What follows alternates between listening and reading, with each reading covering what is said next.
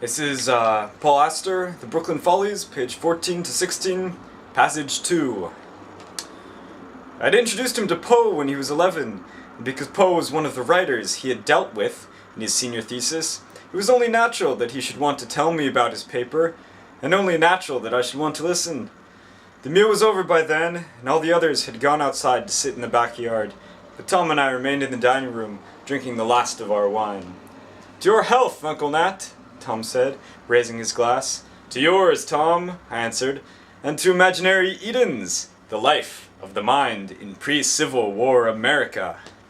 A pretentious title, I'm sorry to say, but I couldn't think of anything better. Pretentious is good. It makes the professors sit up and take notice. You got an A+, didn't you? Modest as always, Tom made a sweeping gesture with his hand as if to discount the importance of the grade. I continued, "Partly on Poe, you say, and partly on what else?" "Thoreau." Poe and Thoreau. Edgar Allan Poe and Henry David Thoreau. An unfortunate rhyme, don't you think? All those O's filling up the mouth. I keep thinking of someone shocked into a state of eternal surprise. "Oh no! Oh Poe! Oh Thoreau!" A minor inconvenience, Tom, but woe to the man who reads Poe and forgets Thoreau. Not so? Tom smiled broadly, then raised his glass again. "To your health, Uncle Nat." "And to yours, Dr. Thumb," I said. We each took another sip of the Bordeaux. As I lowered my glass to the table, I asked him to outline his argument for me. "It's about non-existent worlds," my nephew said. "A study of the inner refuge. A map of the place a man goes to when life in the real world is no longer possible. The mind." Exactly. First Poe, an analysis of the three of his most neglected works, The Philosophy of Furniture, Landor's Cottage, and The Domain of Arnheim.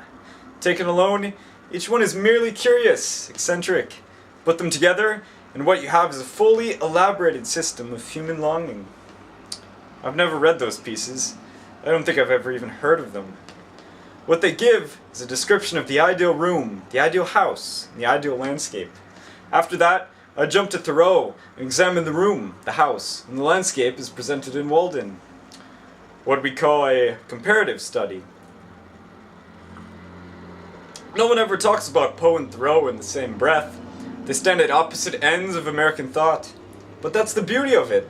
A drunk from the South, reactionary in his politics, aristocratic in his bearing, spectral in his imagination, and a teetotaler from the North, radical in his views, puritanical in his behavior, clear-sighted in his work. Poe was artifice and the gloom of midnight chambers. Thoreau was simplicity and the radiance of the outdoors. In spite of their differences, they were born just 8 years apart, which made them almost exact contemporaries. And they both died young, at 40 and 45.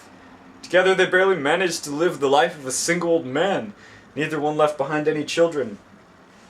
In all probability, Thoreau went to his grave a virgin. Poe married his teenage cousin, but whether that marriage was consummated before Virginia Clem's death is still open to question. Call them parallels, call them coincidences, but these external facts are less important than the inner truth of each man's life. In their own wildly and idiosyncratic ways, each took it upon himself to reinvent America. In his reviews and critical articles, Poe battled for a new kind of native literature, an American literature free of English and European influences. Thoreau's work represents an unending assault on the status quo, a battle to find a new way to live here. Both men believed in America, and both men believed that America had gone to hell, but that it was being crushed to death by an ever-growing mountain of machines and money. How was a man to think in the midst of all that clamor? They both wanted out. Thoreau removed himself to the outskirts of Concord, pretending to exile himself in the woods, for no other reason than to prove that it could be done. As long as a man had the courage to reject what society told him to do, he could live life on his own terms. To what end? To be free. But free to what end? To read books, to write books, to think. To be free to read a book like Walden. Poe, on the other hand, withdrew into a dream of perfection. Take a look at The Philosophy of Furniture. You'll discover that his imaginary room was designed for exactly the same purpose. As a place to read, write, and think. It's a vault of contemplation, a noiseless sanctuary where the soul can at last find a measure of peace. Impossibly utopian? Yes, but also a sensible alternative to the conditions at the time. For the fact was, America had indeed gone to hell. The country was split in two. We all know what happens just a decade later. 4 years of death and destruction. A human bloodbath generated by the very machines that were supposed to make us all happy and rich.